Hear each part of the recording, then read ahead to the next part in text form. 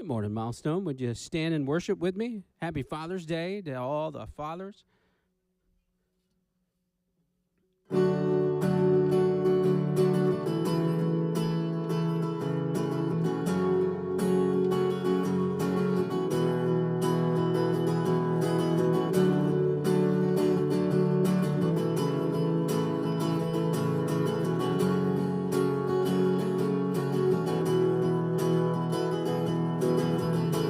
Great is your love, let the whole earth sing, let the whole earth sing. You reached for us from on heaven's throne, we had no hope. You are the way, there is no other, you are the way. There is no other. You rose from death to victory. You reign in life, oh majesty. Your name be high and lifted up. Jesus, Jesus, alive in us.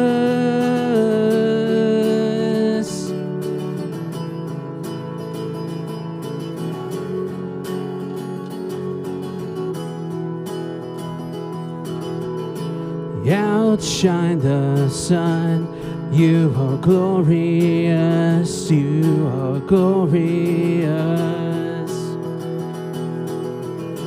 Lord, over all, you have made us new, we owe it all to you. In everything, be exalted in everything. Oh, be exalted. You rose from death to victory. You reign in life, oh majesty.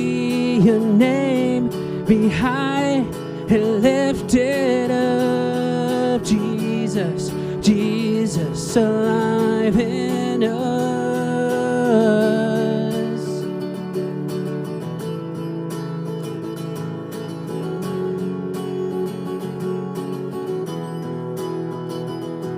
The enemy is under your feet.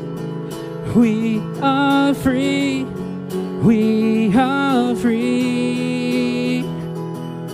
Death has been defeated by love. You've overcome. You've overcome. The enemy is under your feet. We are free. We are free. Death has been defeated by love. You've overcome. You've overcome. You rose from death to victory. You reign in life, oh majesty. Your name be high and lifted up. Jesus, Jesus, alive in us. You rose from death to victory. You reign in life, oh majesty. Your name be high and lifted up. Jesus, Jesus, alive in us. You are Jesus, Jesus, alive in us. Yes, you are Jesus, Jesus, alive in us. Good morning. Would you just do me a favor? Would you just spin around, turn around, shake hands with someone in front of you? If you get an opportunity, hug them on the neck. Let them know you're just glad they're here this morning.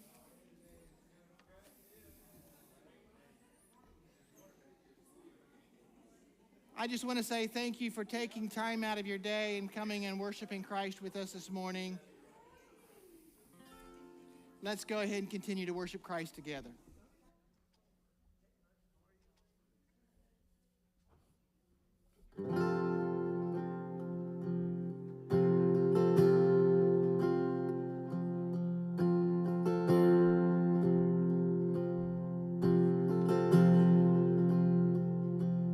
You unravel me with a melody. You surround me with a song of deliverance from my enemies, till all my fears are gone. I'm no longer a slave to fear. I am a child of God. I'm no longer a slave to fear. I am a child of God.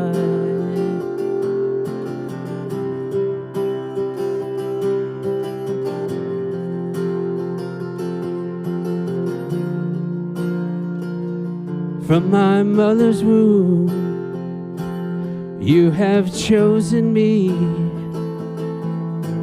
Love has called my name. I've been born again into a family. Your blood flows through my veins.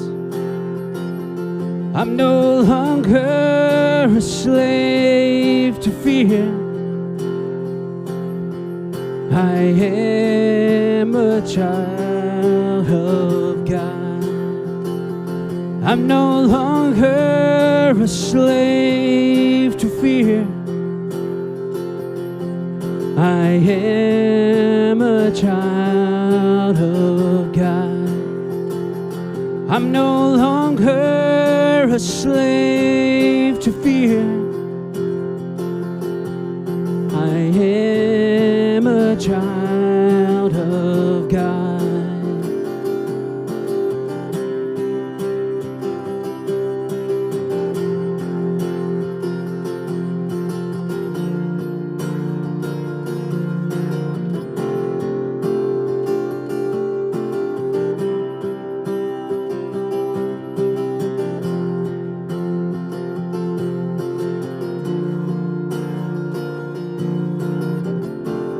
I am surrounded by the arms of the Father. I am surrounded by songs of deliverance. We've been liberated from our bondage.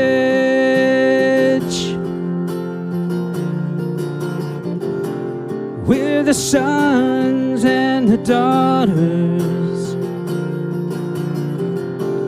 Let us sing our freedom.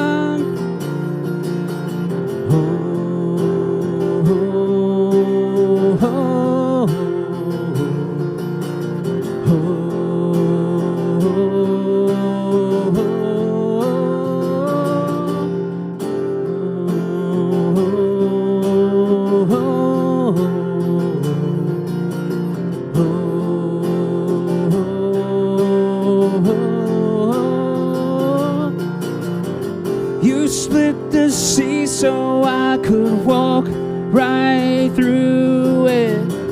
My fears were drowned in perfect love.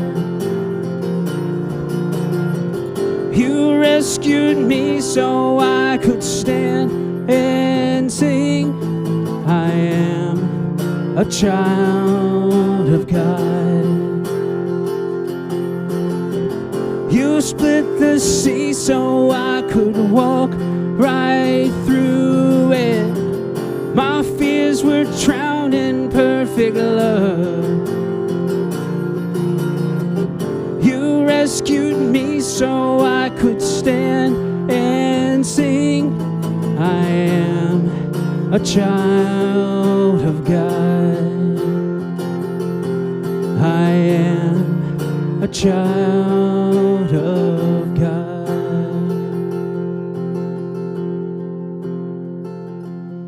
I'm no longer a slave to fear.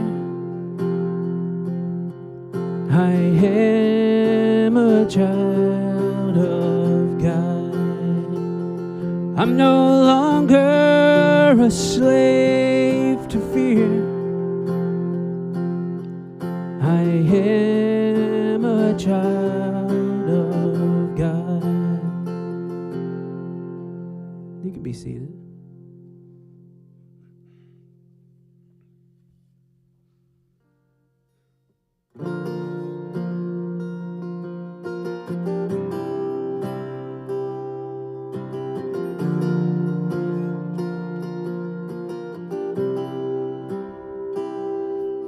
Give me eyes to see more of who you are.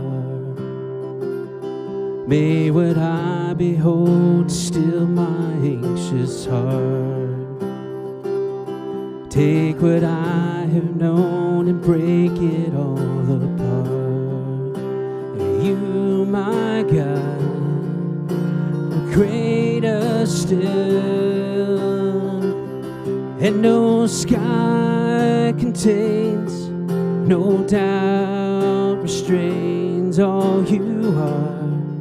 The greatness of our God. Spend my life to know, and I'm far from close to all you are. The greatness of our God.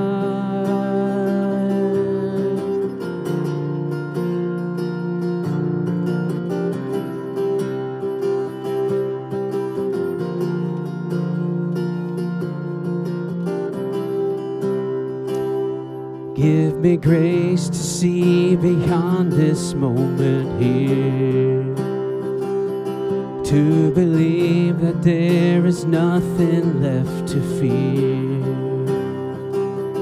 and that you alone are high above it all. You, my God, are greater still, and no sky contains, no doubt restrains all you are. The greatness of our God. Spend my life to know, and I'm far from close to all you are. The greatness of our God.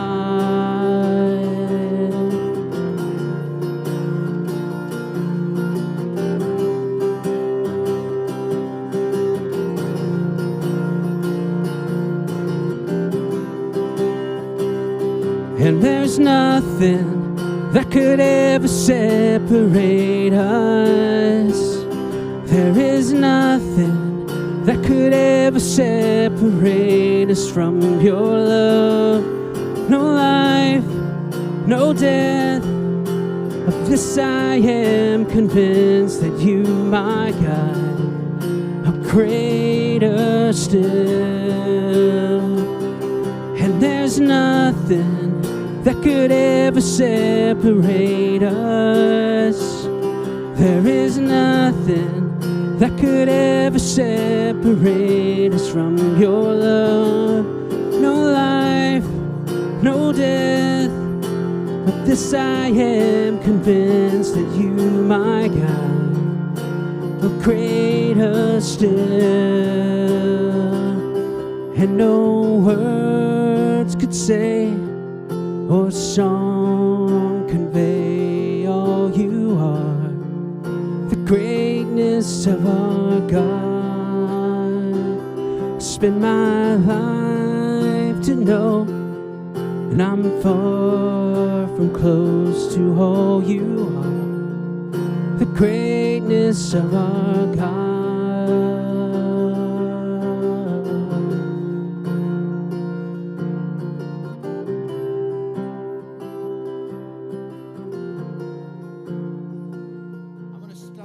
By giving you a couple of announcements that you need to know. Coming up, June 21st, which is this Saturday, 9 a.m., it's ladies' breakfast. Now, I just want to say, Marianne always does brilliant, and I can't brag on Marianne enough, so Marianne, we're bragging on you now. And I want to encourage you ladies, 9 a.m., bring a dish to share this Saturday at 9 o'clock. So, June 21st, this Saturday, bring a dish, ladies' breakfast. 24th, all right, that's not this Tuesday night, that's next Tuesday night. We're having our next summer night of fun. So this is where we get together and we just eat food, talk, just enjoy each other's company. 6:30. The theme for this summer night of fun is Southern. Since we're getting close to 4th of July and all, I think that's kind of as American as we can get, Southern, right? So, Southern dish. Now, if you don't know how to make a Southern dish, fry it, put extra sugar in it. I don't know. If it tastes good, it's probably Southern. Let's just be honest, okay? You can't get much better than Southern. So if whatever your version of Southern is, go with it. 4th of July, or our red, white, and blue picnic. Now, I tell you what, we are in the season of fun, okay, because it's party season right now. Red, white, and blue picnic, Saturday the 5th. Okay, we'll kind of let you know a little bit more about it as we come along, but we're going to start it at about 4:30 in the afternoon till 6:30-ish, and we're going to be having hamburgers, hot dogs.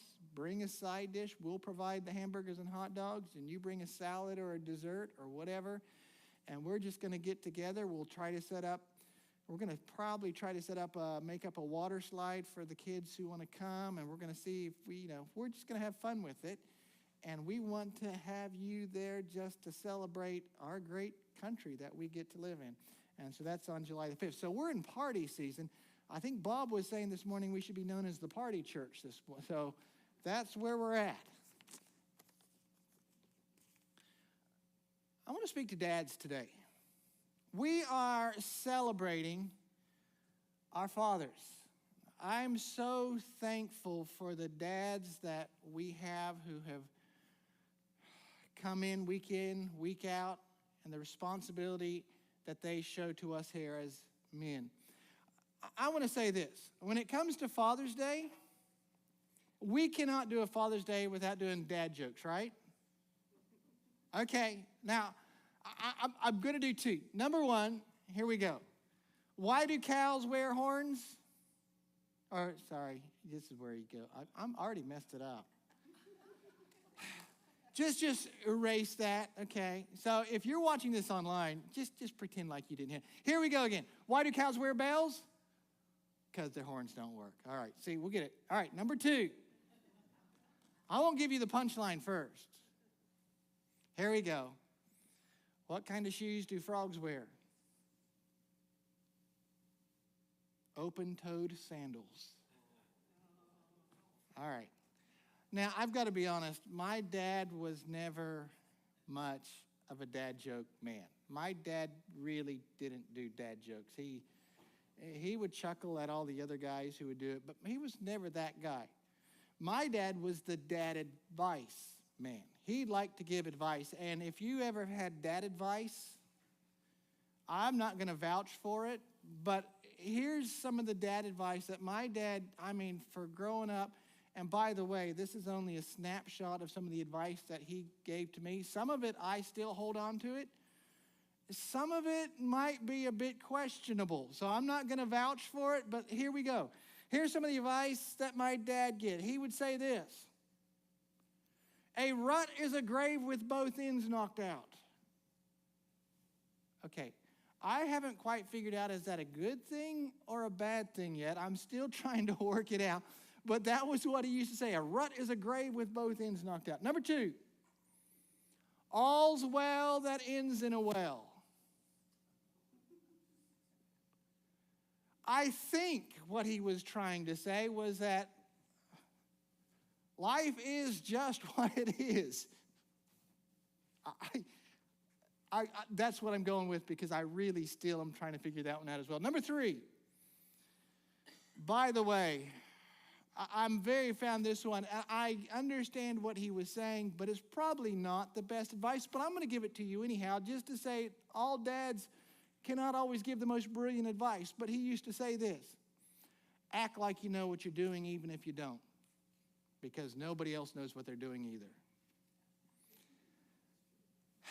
I understand what he was trying to teach me. However, I've got to be honest with you. It is probably not the best advice, because if you don't know what you're doing, it's better to ask and find out how to do as opposed to pretend like. That's, Dad, I love you, but it was probably not the best advice you ever gave me. Number 5, do right because it is right to do. I can remember my dad drumming this into my head from a child. James, just do right because it's right to do. Just do right because it's right to do. Number 6, here's the last one I'm going to do. Dad advice that he gave. He'd always say this: an excuse is the skin of a reason stuffed with a lie. Okay.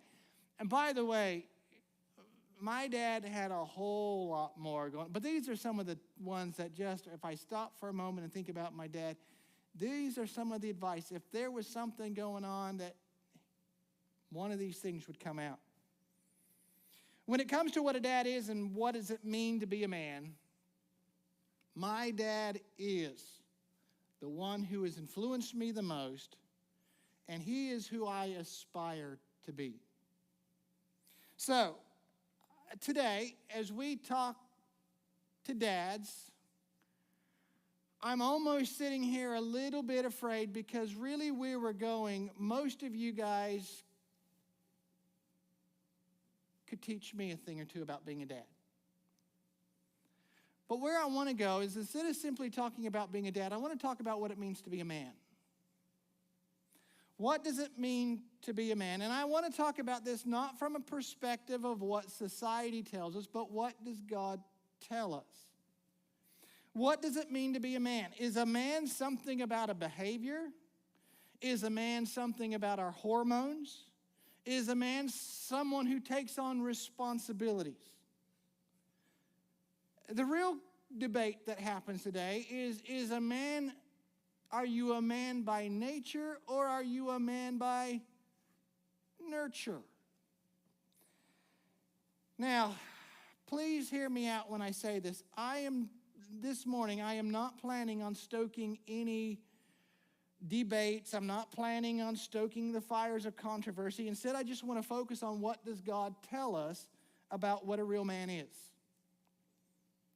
I want to look at the roles as men that we have been called to, and that the role that many of you over the years have had to learn for yourself. We all know this: the reality of being a man is neither nature or nurture, because it is both. Learning to be a man is both nature and nurture. Now, I'm going to start this morning with this idea of being a man from the perspective of nature. Now, we know in Genesis chapter 1, verse 27, we're told this: so God created human beings in his own image. In the image of God, he created them. Male and female, he created them.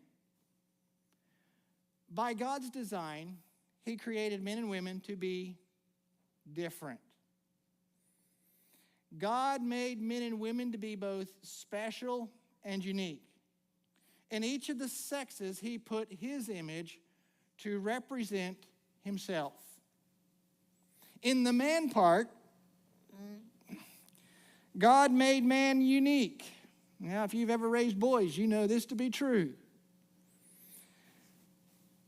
For those who've raised boys, there comes a moment when we realize that what God did has created this moment when young boys turn into men and something happens. Appetites get bigger. Hair starts sprouting everywhere. They just grow up. I mean, it's like overnight, they just look different. They look like young men or young boys to young men. Not only that, personalities change. They pick up a rambunctious personality where they believe that they are invincible. God made men differently. You didn't need me to tell you that. But what makes a man? We know this, that nature alone does not make a man. We also know that nurture is a part of that equation. Family values and societal expectations shape men into who they become. When I was growing up, there were 3 boys in our family. We are all as distinctly different as you could imagine. I have an older brother who is as patient and laid back as you can imagine. My younger brother's probably a little bit more of a perfectionist, detail-oriented guy. And I'm in the middle, and I am that ADD guy who is literally into everything. If someone in our family was causing trouble or was going to be in trouble, it was me. Now, my dad tried to direct us and shape us into being men. Here's what he did for us. Now, I'm not sure all of it was the same as far as how we picked up certain things, but my dad bought us a pair of boxing gloves to get out some of our energy so we could beat up on each other. My dad got us out on the cars. My dad always bought broken down vehicles because he could never afford a decent one. And so he always bought a broken down car, and we were constantly out pulling motors apart, replacing starter motors, redoing clutches. If there was something to be done to a vehicle, my dad had us out there doing it with him. He made us dig ditches. Hey, we've got to run a water line, and he would get us out digging ditches. He would get us, and he would buy us pets and then make us take care of them. My dad would get us involved in doing carpentry. He would buy us courses on how to do woodworking. My dad shaped us in what he thought a young man should be. Now, I'm not saying that these are all the aspects of what a young man should be. I'm simply trying to say this is what my dad did and the expectations he had in shaping what a young man looked like. The family that you came from was probably not as rambunctious as our family. You may have come from a family that was much more genteel. You may have had a dad who did not like carpentry and boxing, and he may have got you involved with poetry, doing art. The reality is this, though, is we know that both the reality of what it means to be a man is both shaped by our very nature, and it is shaped by the nurture that you have had.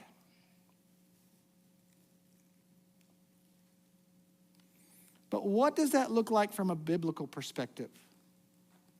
We know that society and we know that our families place all sorts of expectations on young men, some of them fairly, some of them unfairly. But what sort of expectations are placed on us from Scripture? I'm going to go today to a place that is not usually expected to talk about young men. Proverbs 31 is usually known as anyone know? The virtuous woman.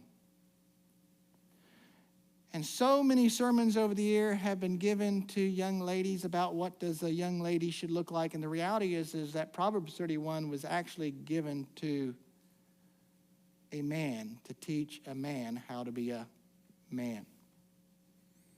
In Proverbs chapter 31, we read about how King Lemuel, a young ruler, and we don't know exactly who King Lemuel is. We just know he was a young ruler, and he had a mother who stood up and understood that nature alone was not going to teach her son how to be a man.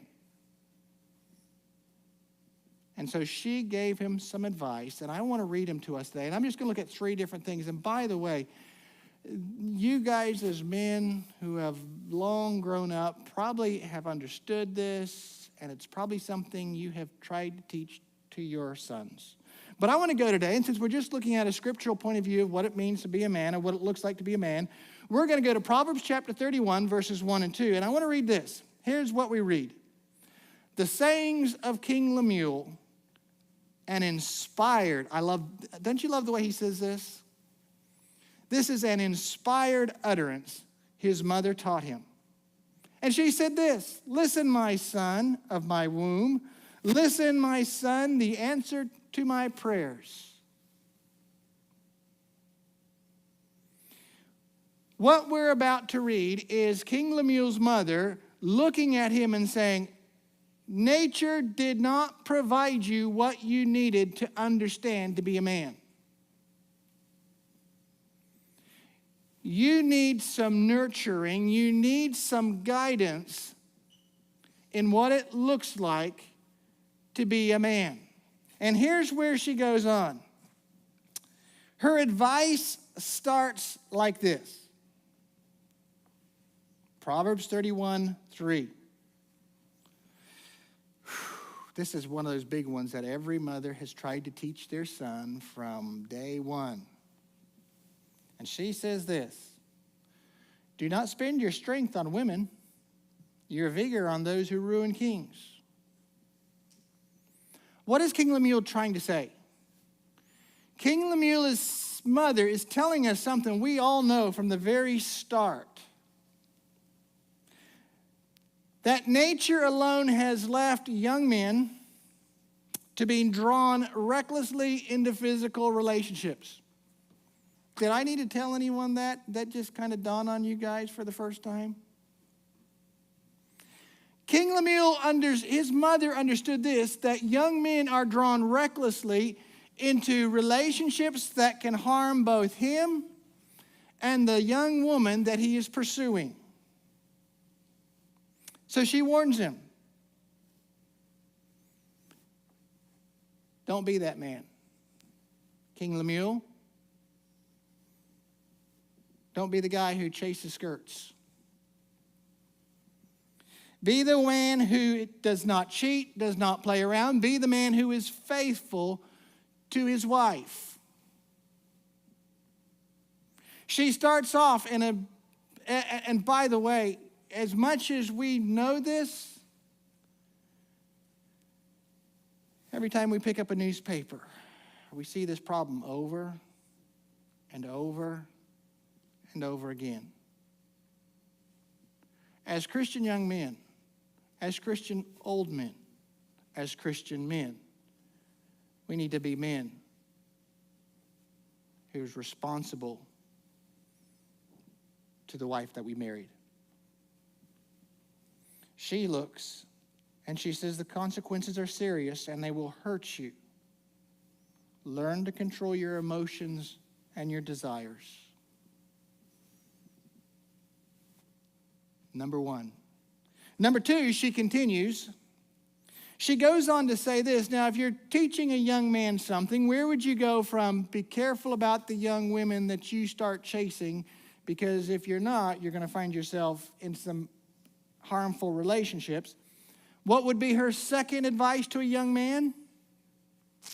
You may find this hard to believe, but it is still something we are teaching our young men today. Here's what she says. King Lemuel, it is not for kings. It is not for kings to drink wine, not for rulers to crave beer, lest they drink and forget what has been decreed, and deprive all the oppressed of their rights. You know what King Lemuel's mom understood? Nature does something to young men that leaves them feeling invincible, leaves them feeling like they can do anything. And so many times they find themselves abusing substances or consuming substances that both dulls their senses and makes them reckless. This mother nurtured her son. Watch uncontrolled behavior. Watch what you consume. Don't do things that are going to dull the way you think. You see, King Lemuel's mom was trying to teach him that a good man is one who can control his actions. She doesn't stop there. King Lemuel's mom went from women, wine, and then she says one more. King Lemuel's mother goes one step farther by saying this: speak up for those who cannot speak for themselves, for the rights of all who are destitute. Speak up and judge fairly. Defend the rights of the poor and the needy. King Lemuel's mom tells him this: a good man does not keep silent when others are being hurt. You see, she understood that by nature, if we are left to our own devices, what happens? We tend to focus on ourselves. So she nurtured him. Look out and care for those who need help and they need a voice. Look, can I just say this? This advice is still great advice today. What does it mean to be a man? I want to say this. I am thankful for the dad that God put into my life. He was not perfect, but he protected me, he taught me, he loved me. He was someone who took the responsibility and the role of a dad seriously. He passed on words of wisdom that didn't always make sense. Look, for just a few minutes, we looked at advice of what does a good man look like from King Lemuel's mom. What should it look like? For those of us who are dads, is there certain traits that we can still learn? And there is. But today, we're celebrating dads. Dads who come from many walks of life. We celebrate dads who have had dads who taught them how to be dads. We celebrate dads who've had moms who taught them how to be dads. We celebrate dads who stand up and by themselves have had to learn what it means to be a dad. Today we celebrate dads who sometimes make mistakes, but they get back up, get things made right, and they move forward. Today we celebrate dads who love football and ride motorcycles. Today we celebrate dads, those who love poetry and soft slippers. But most importantly, we are celebrating dads who are learning what it means to be a man who loves God and their family. So I just want to say this. Thank you for learning to be a dad. Dear Heavenly Father, as we get ready to close, I just want to say thank you to our dads.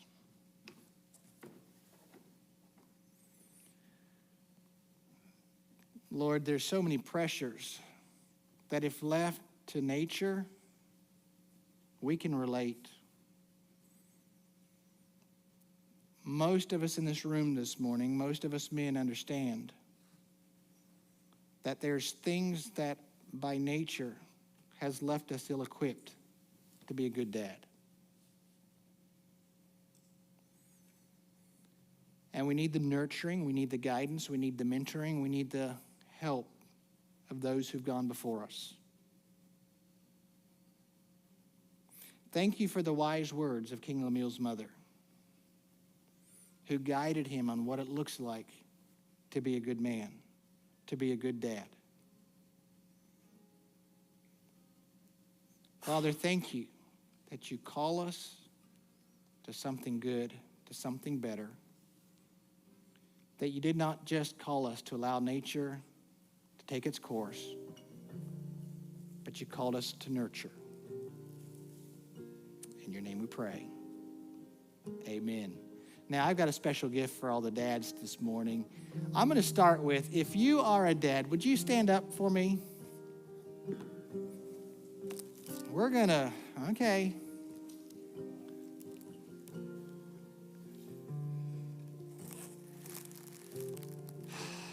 I want you guys to look around. I want to say, you can't see David's actually standing behind the booth too. He's pretending to stand on his seat. Anyhow, I just want to say to all you dads, thank you. Thank you for the role that you play in your children's life. Thank you for the example that you are to those around you. So today we're going to celebrate. I got just a little something to say thank you. And what I'm going to do is I'm going to start at the back of the room and work forward. So just bear with me. And so I'm going to start that way I can dismiss you from the front. Okay, so stand there. By the way, would you guys do me a favor? Would you give these men a hand? I want to just say thank you. Thank you for being, all right, I'm going to start at the back. I'm going to work my way around. All right, right here on the end. Well, we're going to get there too. We'll come on. Bob, right here by you. Clay, I'm going to sneak up here. Eddie.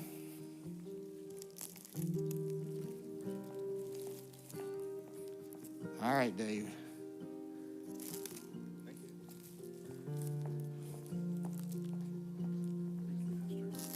Damien will sneak on. All right, I'm gonna go. I'll come to the side here in a moment.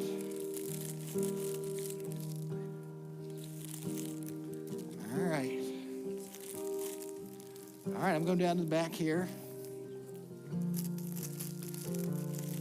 Chris, I just walked right by you here. We're going to come back. All right. That one seems to be stuck. There we go.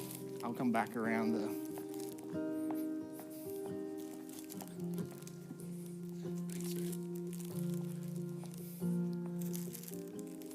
All right, I think we have Rusty out here in a moment. Look, would you do me one more? Let's give these men one more round of applause. I just want to say thank you. By the way, being a role of a dad is important, and I believe it is just as important as any other responsibility that we take on. And so I just want to say thank you to all you men for the roles that you have played. I look forward to seeing you next week. Have a good lunch, and happy Father's Day.